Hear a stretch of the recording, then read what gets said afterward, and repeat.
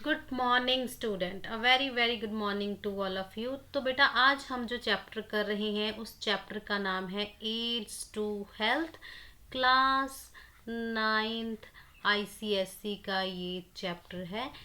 बहुत ही छोटा सा चैप्टर है, लेकिन हम इसे बहुत अच्छे से एक एक लाइन को अच्छे से पढ़ेंगे ताकि आपको ये चैप्टर अच्छी तरह से याद हो जाए बेटा।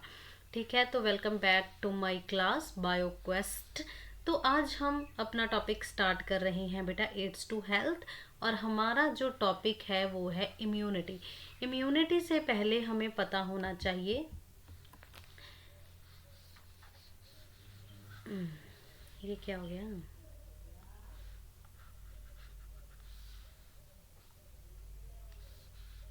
रेजिस्टेंस के बारे में कि रेजिस्टेंस क्या होती है।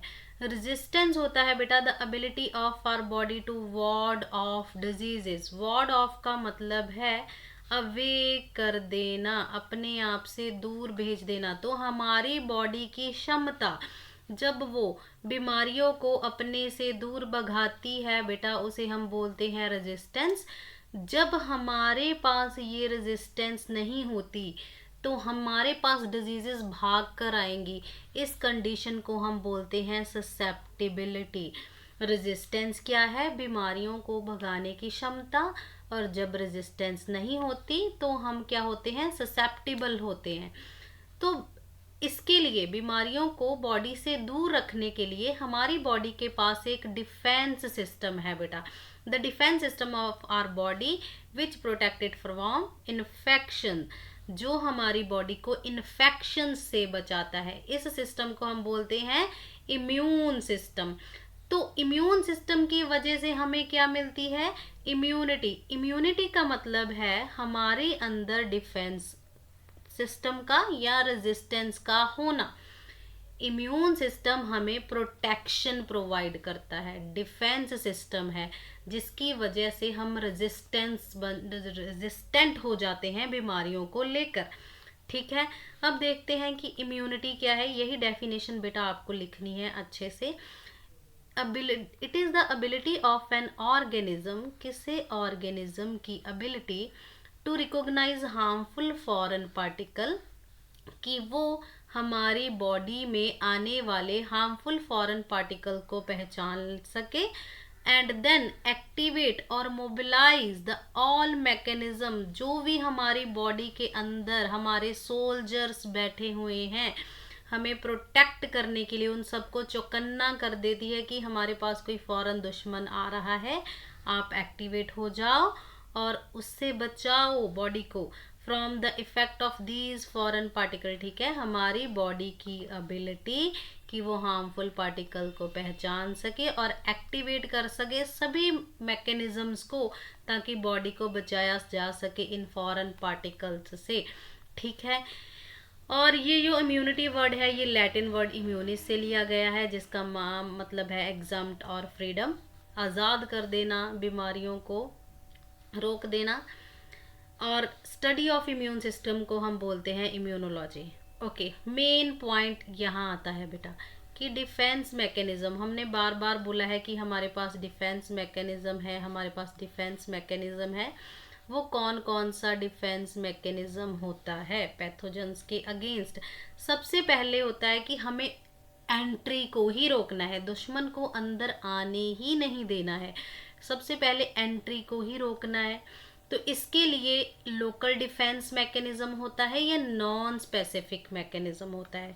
सेकंड, कि अगर दुश्मन अंदर चले गए हैं तो क्या? उसके लिए फाइट विद पैथोजन, तो हमारे पास लड़ने के लिए भी कुछ होना चाहिए। जो लड़ने वाला हमारा डिफेंस सिस्टम है उसे हम बोलते हैं स्पेसिफिक या इम्यूनिटी। ठीक है, तो पहला हमने क्या देखा कि हमारे पास कौन कौन से डिफेंस मैकेनिज्म है। डिफेंस मैकेनिज्म है, एक है नॉन स्पेसिफिक या फिर लोकल डिफेंस, जिसमें हमें एंट्री को ही रोकना है, अंदर ही नहीं जाने देना है। सेकंड, अगर चला गया, ठीक है, अगर चला गया है दुश्मन अंदर तो हमें फाइट करनी है उनसे। ठीक है, तो हमें फाइट करनी है। इसके लिए बना है हमारे पास स्पेसिफिक मैकेनिज्म। ठीक है, इन दोनों को अब हम अच्छे से देखते हैं कि क्या होता है ये। ओके, चलो आगे चले। आई होप यहाँ तक आप सबको क्लियर है। अब देखो, ये लोकल डिफेंस सिस्टम क्या है। इट इज, मान लो कि हमारी बॉडी जो है बेटा, हमारी बॉडी जो है वो एक किला है, कैसल है। ठीक है, किले का गेट जो होगा, किले का गेट जो होगा, या किले की वॉल्स जो होंगी बेटा, जहाँ किले की वॉल्स जो होंगी वो क्या बनाती है, लोकल डिफेंस सिस्टम, जो हमारे फॉरेन पार्टिकल्स को, जो दुश्मन्स को अंदर जाने से रोकेगी। कहाँ जाने से रोकेगी, अंदर जाने से। ठीक है, ऐसे समझो। एक अब जो किला है उसकी दीवारें और उसके गेट क्या है, लोकल डिफेंस सिस्टम है। It these are the general mechanism that involve the blocking the entry of pathogens into the body or destroying them if they manage to enter the body। ठीक है, तो ये क्या करते हैं, एंट्री को ही block कर देते हैं हमारे पास। लोकल डिफेंस सिस्टम भी फर्दर दो पार्ट्स में डिवाइडेड होता है बेटा। लोकल डिफेंस सिस्टम भी फर्दर दो पार्ट में होता है। वो कौन कौन सा होता है, एक्सटर्नल, बाहर से बचाना, और इंटरनल, अंदर से बचाना। बाहर वाले डिफेंस सिस्टम को हम फर्स्ट लाइन ऑफ डिफेंस बोलते हैं, सेकंड वाले को हम क्या बोलते हैं, second line of defence. External system में क्या होता है, एक्सटर्नल डिफेंस सिस्टम क्या बनाता है, first line of defence against the pathogen. It prevent the entry of pathogen physically आगे होकर जो दुश्मन को रोके। ये भी फर्दर दो टाइप का हो गया, physical first line of defence and chemical first line of defence. आप समझ रहे हो ना, मैं यहाँ बताने की कोशिश करूंगी कि जो फर्स्ट लाइन ऑफ डिफेंस है, फर्स्ट लाइन ऑफ डिफेंस है, वो फर्दर दो पार्ट में डिवाइड हो गया है, फिजिकल एंड केमिकल। फिजिकल में क्या आता है, हमारी स्किन आ जाती है।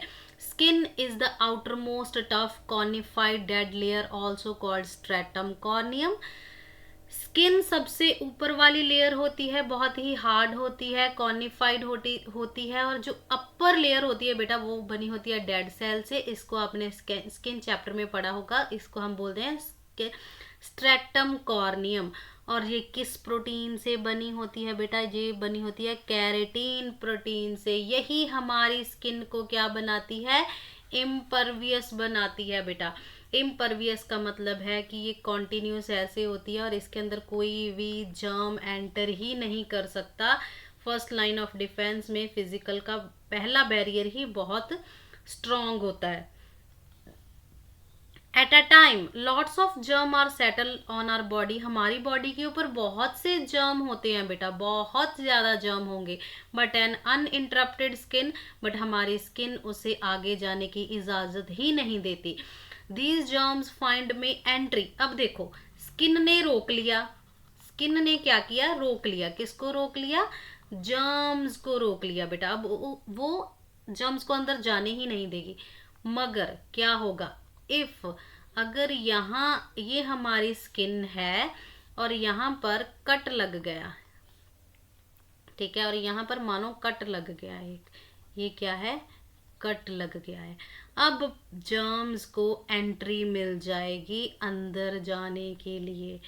ठीक है, वाउंड या कट की वजह से जर्म्स हमारे अंदर जा सकते हैं, लेकिन उसके लिए भी इसने मैकेनिज्म बना लिया। अगर वाउंड या कट के थ्रू चला जाए तो स्किन इमीडिएटली क्या कर देती है, प्लग्ड कर देती है, क्लॉटिंग कर देती है ब्लड की। ठीक है, और वहीं वो पैथोजेंस बाउंड होकर उसी एरिया में रह जाएंगे। ठीक है, ये हो गया first line of defence.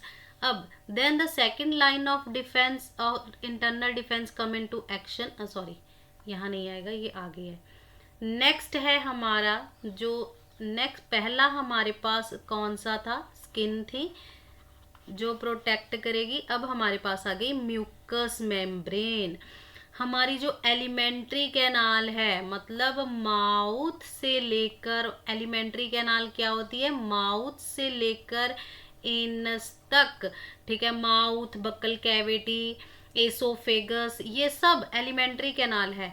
Mouth हमारी जो ट्रैकिया है, रेस्पिरेटरी ट्रैक है, हमारी नेजल पासेज है, यूरिनोजेनाइटल ट्रैक है, इस सब में एक म्यूकस होगा बेटा, थिक डेंस फ्लूइड होगा।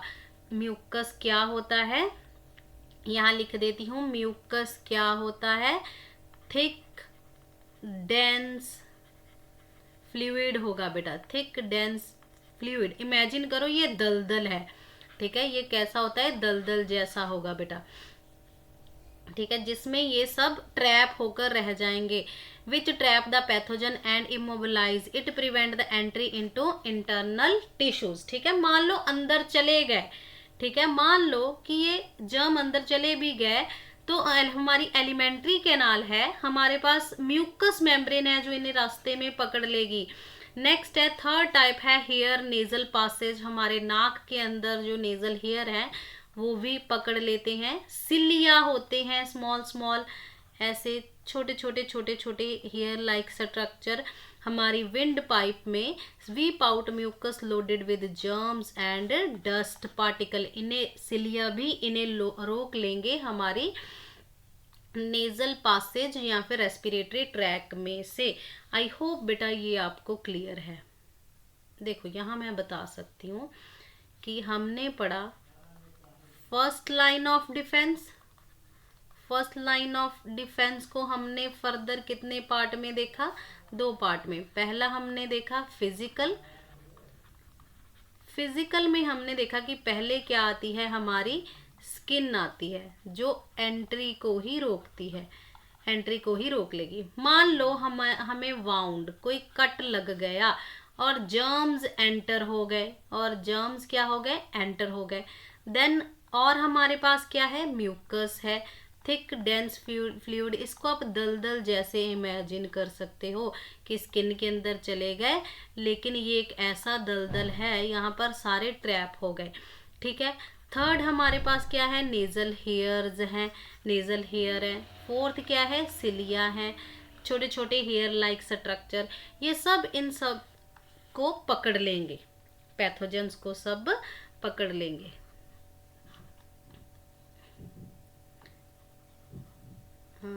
वेट करो, ये सब मुझे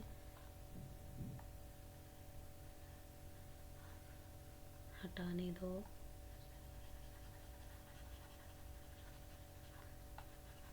रेजर अपना काम अच्छे से नहीं कर रही है बेटा। तो फर्स्ट लाइन ऑफ डिफेंस का हमने सिर्फ अभी तक फिजिकल ही देखा है, चलो ये बाद में कर दूंगी। अब आते हैं हमारे पास केमिकल बैरियर्स। अब आते हैं हमारे पास केमिकल बैरियर्स।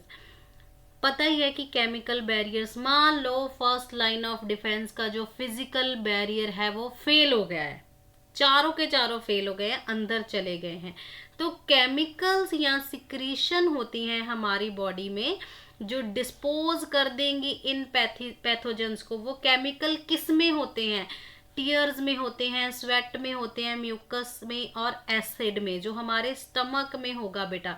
ये सब केमिकल बैरियर हैं जो किल कर देंगे पैथोजेंस को। वेरी फर्स्ट हमारे पास आता है टीयर्स। आईज में अगर कुछ चला गया है तो हमारी आंख से बेटा पानी आता है, उस पानी में अगर हमारी स्किन के ऊपर है या हमारे माउथ के अंदर चले गए हैं या हमारी नेजल के अंदर चले गए हैं, very very much important point है यहाँ पे कि वहाँ हमारे पास एक एंजाइम है। 5 स्टार क्वेश्चन है बेटा, इसको लगा लो स्टार कि ये कितना इम्पोर्टेंट है। इसके अंदर एक एंजाइम होगा लाइसोजाइम एंजाइम, जो किल कर देगा पूरे जर्म्स को अच्छे से। देन आ गया हमारे पास HCl। HCl और हाइड्रोक्लोरिक एसिड हमारे स्टमक में होगा। मान लो माउथ से भी चले गए आगे तो स्टमक में HCl है, वो जर्म्स को अच्छे से किल कर देगा। मान लो वहां से भी बच गए तो हमारी ड्यूडेनम में स्टमक स्मॉल इंटेस्टाइन की ड्यूडेनम में बाइल की सिक्रीशन होती है। किससे होती है? हेपेटिक सेल्स से। हेपेटिक सेल किस में होते हैं? लिवर में होते हैं बेटा। जो लिवर है वो बाइल सिक्रीट करता है स्मॉल इंटेस्टाइन की ड्यूडेनम में। कहाँ सिक्रीट करेगा ये? ड्यूडेनम में। तो यहाँ भी किल कर सकते हैं। अगर हमारी स्किन के ऊपर है, एक और चांस हो सकता है कि अगर हमारी स्किन के ऊपर है तो हमारी स्किन के पास ऑयल ग्लैंड भी हैं, तो उसमें भी केमिकल होते हैं जो वीक कर देंगे। किसको वीक कर देंगे? इन जर्म्स को बेटा। ठीक है, फर्स्ट लाइन ऑफ डिफेंस के पास बहुत कुछ है, बहुत कुछ है उनको इन सबको किल करने के लिए। ठीक है, अब चलें आगे बेटा। आई होप ये आपको क्लियर हो गया होगा।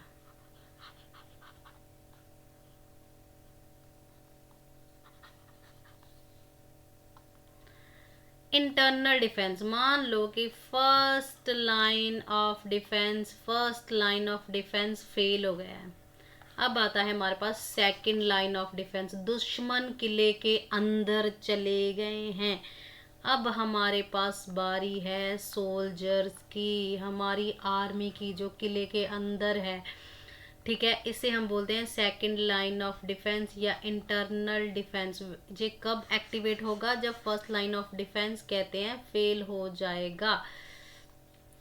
तो पैथोजेंस की एंट्री मान लो हो गई है। पैथोजेंस की एंट्री हो गई है, कहाँ हो गई है?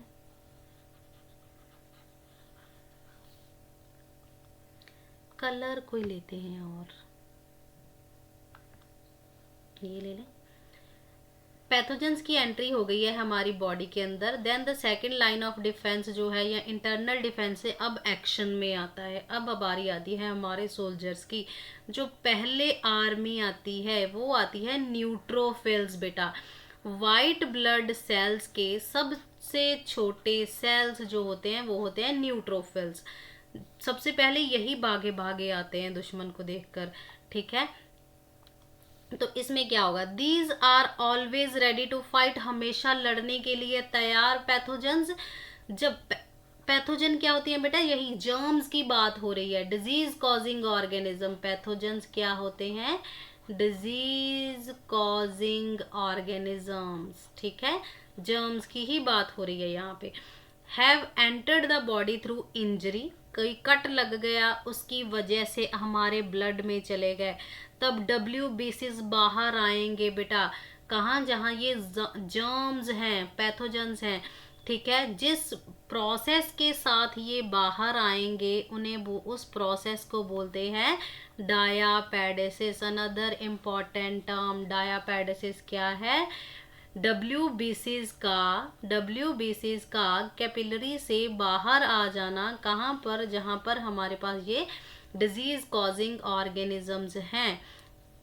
एंड इनगल्फ, मान लो ये हमारे पास क्या है? जर्म है, ये आए बाहर, इसे इनगल्फ कर कर अपने अंदर ले लिया, इसे अपने अंदर ले लिया। इस इनगल्फिंग के प्रोसेस को हम बोलते हैं फैगोसाइटोसिस बेटा। क्या बोलते हैं? फैगोसाइटोसिस। WBCs के न्यूट्रोफिल्स का पैथोजन को, इस डिजीज कॉजिंग ऑर्गेनिज्म को अपने अंदर जाकर खा लेना। ठीक है, अब मान लो बेटा ये हमारी एक वॉल है, यहाँ पर इंजरी हुई थी और यहाँ पर हमारे पास पैथोजन भी है और यहाँ पर हमारे पास न्यूट्रोफिल भी है। खाकर ये वहीं रहता है और यहाँ पर एक पस सेल बन जाता है, एक पाक सी बन जाती है, वाइटिश सी। तो इसे हम बोलते हैं पस। The killed WBCs and pathogen, कि दुश्मन को खाया और खुद भी मर गए। अगर मैं नहीं तो तू भी नहीं, ऐसा है ये कि न्यूट्रोफिल्स जब दुश्मन को मारेंगे खुद भी मर जाएंगे साथ में। तो इसकी वजह से यहाँ पर एक पस वाउंड क्रिएट होगा जिसे हम पस बोलेंगे। और पस के अंदर क्या होता है? killed WBCs and damaged tissue. This is very very much important. पस वाला पॉइंट इम्पॉर्टेंट है। मान लो न्यूट्रोफिल फेल हो गए, तब हमारे पास लास्ट ऑप्शन क्या आती है? मैक्रोफाजिस बेटा। मैक्रोफाजिस, सब मैक्रो का मतलब भी क्या होता है, लार्ज सेल्स, सबसे बड़े, तब ये आएंगे। इसे हम क्या बोल सकते हैं, थॉर बोल सकते हैं क्या। These are the large amoeboid, डब्ल्यूपीसीज की कोई बेटा शेप नहीं होती, अमीबॉइड शेप के होते हैं, इसीलिए अमीबा जैसे होते हैं, तो इसीलिए इन्हें अमीबॉइड सेल बोला जाता है। ये कहाँ होते हैं, हमारे टिश्यू में होते हैं, लिम्फ नोड में होते हैं, स्प्लीन में और lining of the blood vessel. ये जाएंगे इन्फेक्शन किस वाली जगह के पास, वहाँ डब्ल्यूबीसीज इनगल्फ कर लेंगे पैथोजेंस को। ठीक है, अगर सब फेल हो जाता है तो हम खांसी करते हैं, छींकते हैं या वॉमिटिंग करते हैं, ये बॉडी का रिस्पॉन्स है इन जर्म्स को बाहर निकालने का। मेरिट्स क्या हैं बेटा, लोकल डिफेंस सिस्टम की मेरिट्स क्या हैं, वर्सेटाइल होता है, बहुत ही अच्छा है, टेम्परेरी है, नॉन स्पेसिफिक है कि देखता नहीं है कौन आता है, बस अटैक करता है फॉरेन पार्टिकल्स को, can recognise a wide range of infectious organism. Local defence system की वजह से ही हम जल्दी बीमार नहीं होते, क्योंकि इसकी एबिलिटी बहुत है इन्फेक्शियस ऑर्गेनिज्म को पहचानने की, क्योंकि ये दुश्मनों को पहचान लेता है तो हमारा इम्यून सिस्टम क्विकली रिस्पॉन्ड करेगा, फंक्शन करेगा इंस्टेंटेनियसली जर्म्स को किल करने के लिए। ठीक है, आज के लेक्चर में बस इतना ही। अगर कोई डाउट हो तो बेटा आप पूछ सकते हैं, वीडियो को पूरी देखना, अच्छे से देखना। Thank you so much.